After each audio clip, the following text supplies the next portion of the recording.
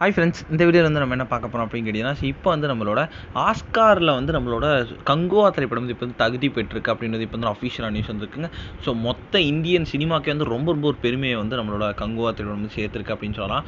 So அந்த ஒரு விஷயத்தை பற்றி இந்த வீடியோ நம்ம ரொம்ப ரொம்ப டீட்டெயிலாக பேச போகிறோம்.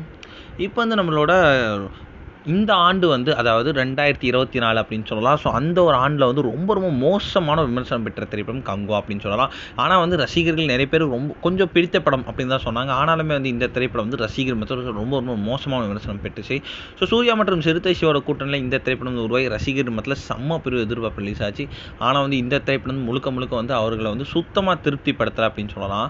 ஸோ திரையரங்கில் எதிர்பார்ப்பாத ஒரு வரவேற்பை இந்த திரைப்படம் வந்து கிடைக்கவில்லை. ஆனால் வந்து ஓடிடியில் வந்து கங்குவா திரைப்படத்துக்கு நல்ல ஒரு வரவேற்பு கிடைச்சு அப்படின்னு சொல்லலாம். ஸோ நிறைய ரசிகர்கள் கங்குவா திரைப்படத்தை வந்து பாராட்டியிருந்தாங்க.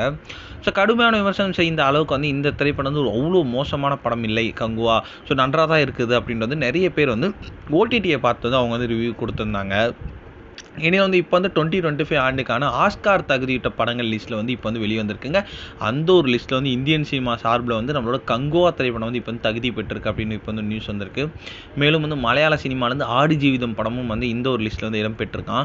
ஸோ சப்போஸ் வந்து நம்மளோட கங்குவா திரைப்படம் ஆஸ்கார் அடித்தா வந்து கண்டிப்பாக வந்து தமிழக மக்கள் பேசினவங்க வாயெல்லாம் அடைச்ச மாதிரி இருக்கும். கண்டிப்பாக வந்து இந்த ஒரு விஷயத்துக்கு சூர்யா